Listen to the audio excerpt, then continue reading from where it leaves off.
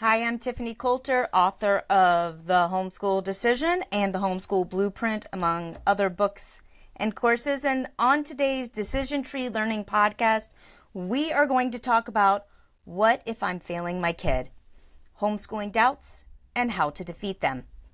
Oh my goodness. You can probably relate if you've been homeschooling for more than a day.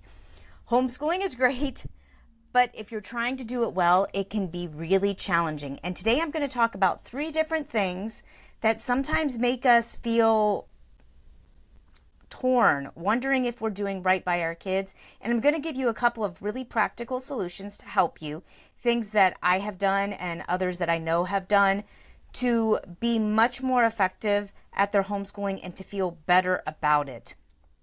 So consider a story that I have heard a bunch of times. Parents pulled their 5th grade son out of public school partway through the school year, and by springtime, mom is crying every single day. There's arguing, there's pushback, she feels overwhelmed, she doesn't know if she's teaching him enough, and she feels like she's more like playing school and wonders if she's teaching him enough, if he's getting what he needs.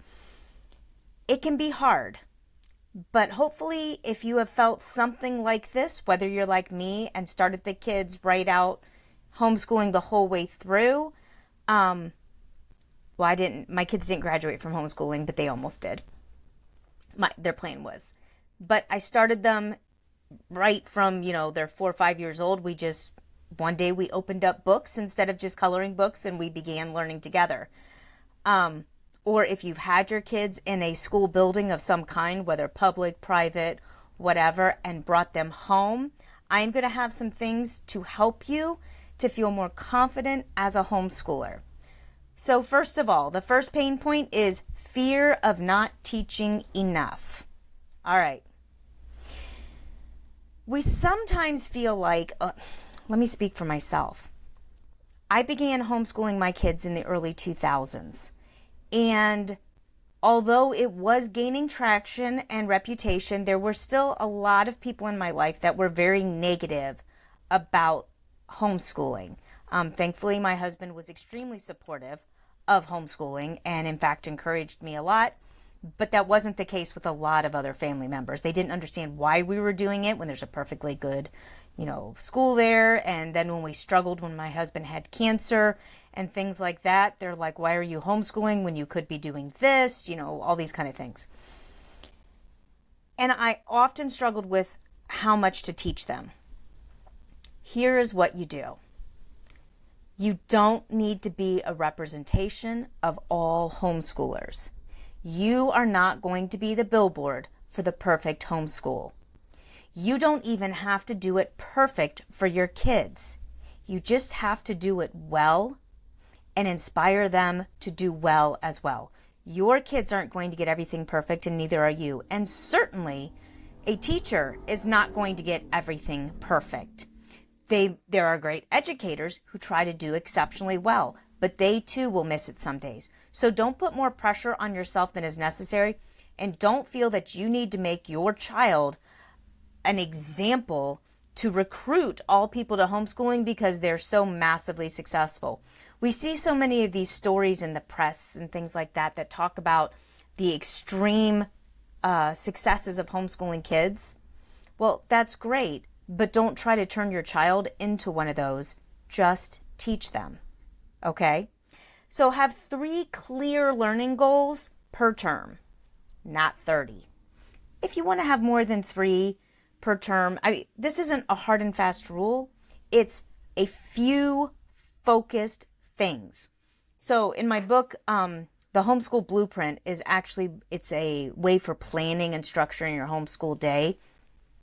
And I talk in there about having lesson ideas, like lesson plans, but like plan on the topics you're going to cover. Have an idea of where to find the information. Start to research these things and share it with your kids. I was not able to become an expert in every area, especially as my kids moved towards high school and began doing high school level work.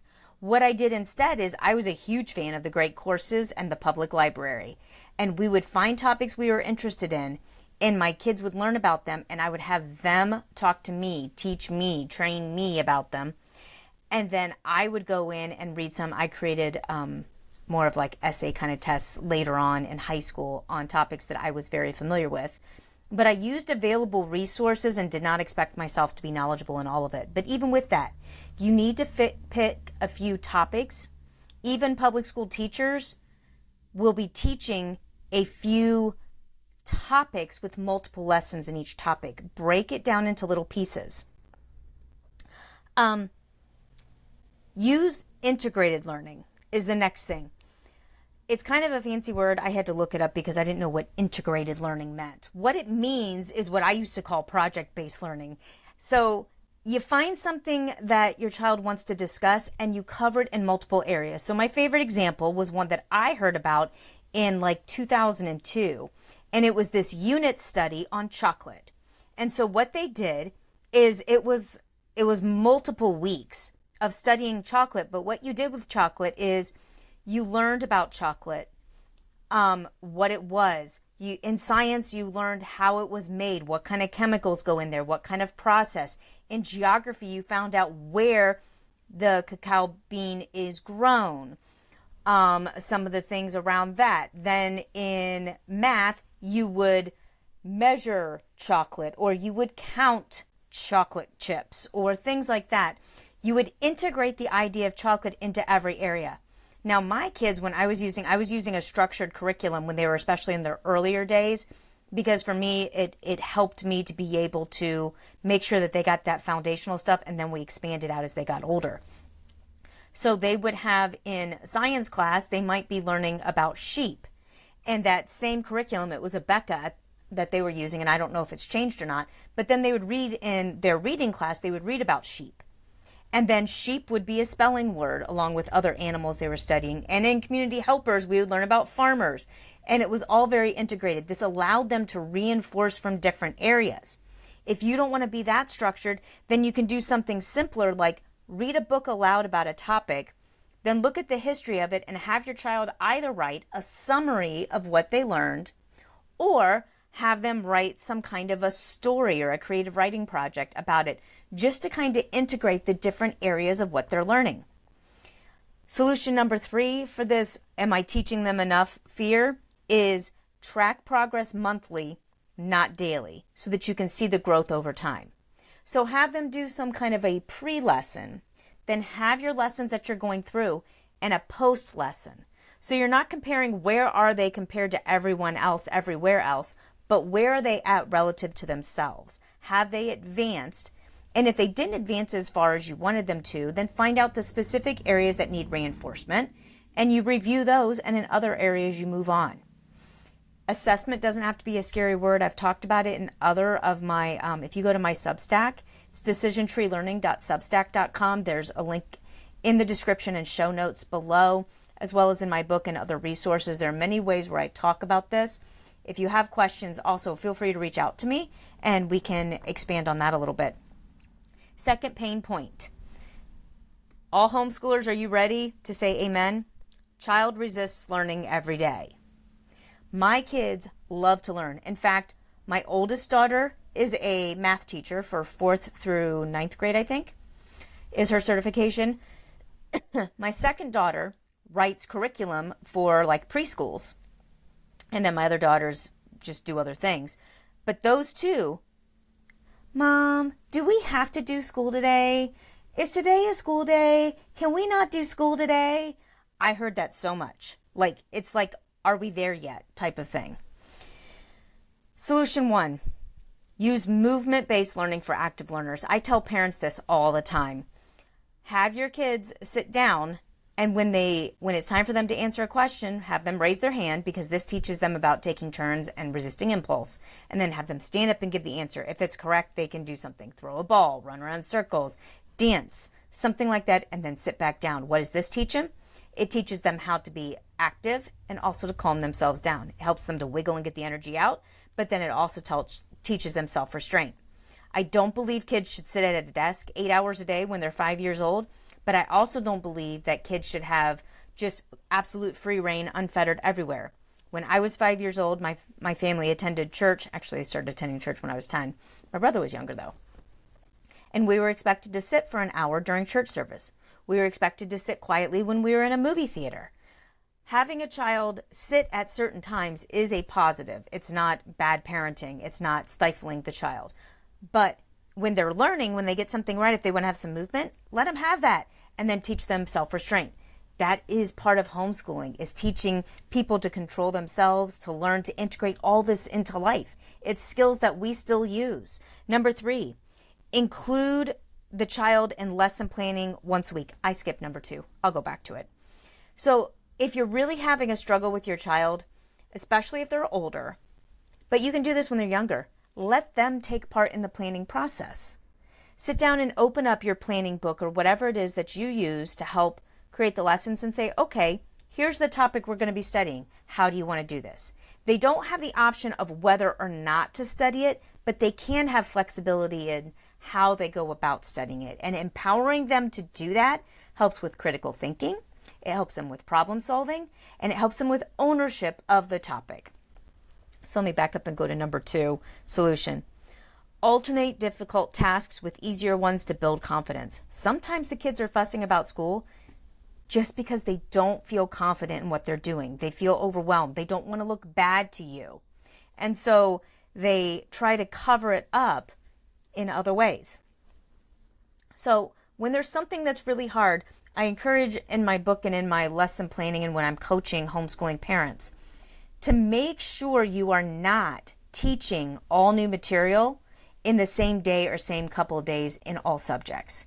You need to alternate. We have a preview, learn, review model that I use, and I've used it when I've been tutoring other students, when I was teaching my own kids, when I'm working with business owners and adults and teaching them. And you don't want to have all subjects learning simultaneously. Even at the very beginning of the school year, you need to make a review of the previous years and integrate some new material with it. Stretch them a little bit. Now, it's good to stretch them in certain areas, especially as they start to get older, toward that 6th, 7th grade, 11, 12, 13 kind of age. You definitely need to start putting pressure on them to cause them to learn how to adapt to difficult tasks and delegate and finish things. But to put it onto a 6-year-old is a bit much. They're learning so much at once. How to read, how to write, how to count, how to add, how to read a map, all kinds of different things simultaneously. Although they're eager to learn, we don't want to burn them out.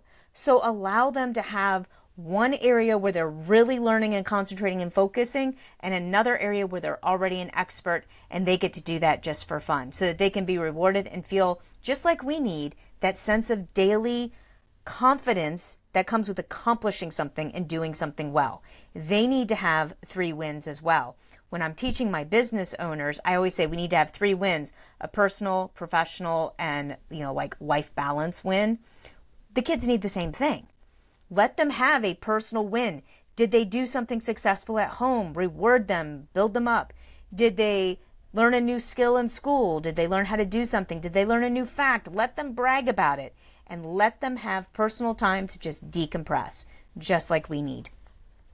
Part of teaching is forcing ourselves and our kids to do hard things. It's part of what we do. So don't see resistance as failure. See it as learning for both of you. It's okay. Pain point 3, parents feel burned out and alone.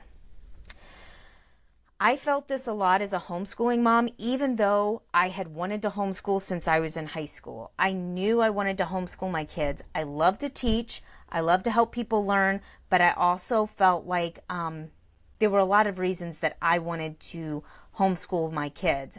I was a gifted learner. My husband struggled in his learning when he was in high school.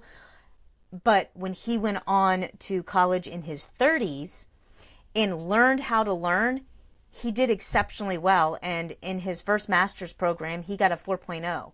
So he went a long ways, but the high school wasn't set up for the different kind of learning styles and things. And the same is true now. So by helping our kids to learn at home, we're doing something great, but it can feel very isolating for us.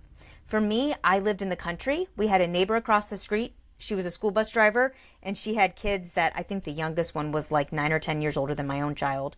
Her father lived down the street from us, and then we didn't know the people up on the other corner, but it was a mile in each direction, or a mile across, so it was like half mile in each direction. And we had some issues with our cars early on and a lot of things.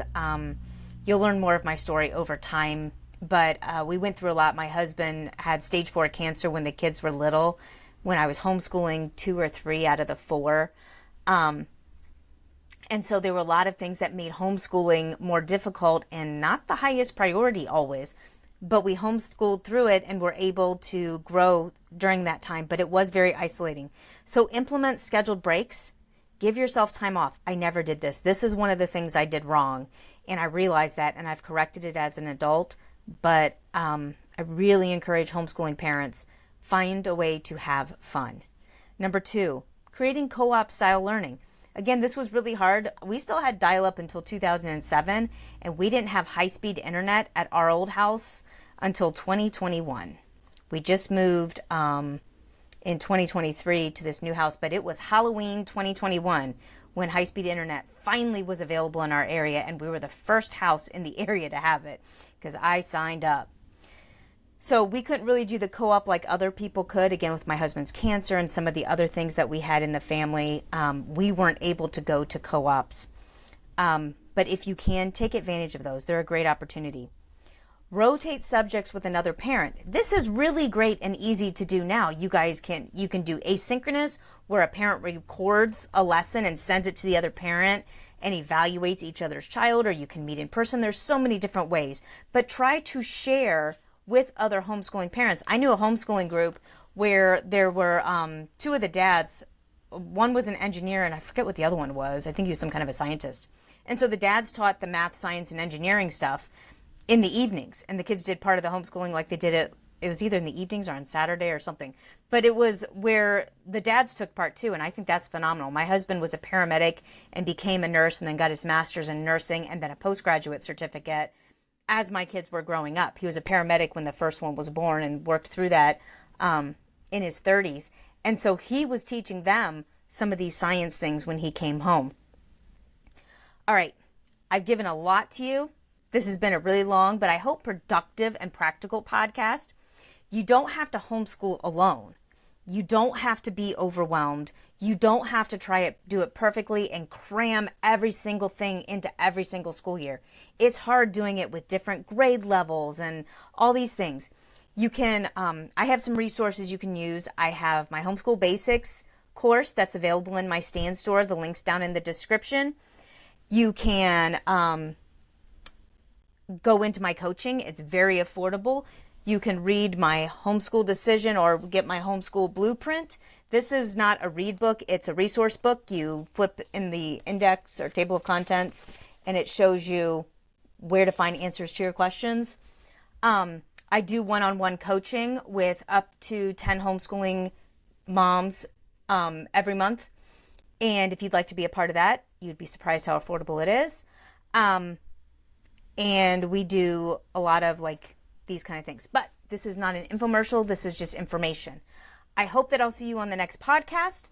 And if you have questions, things that you've been struggling with, things that you would like to learn about, please put it in the questions. Contact me through my contact page. You can go to decisiontreelearning.substack.com and read my Substacks. You can go to decisiontreelearning.com and see some of the things I have available. I have courses, like I said, in the links.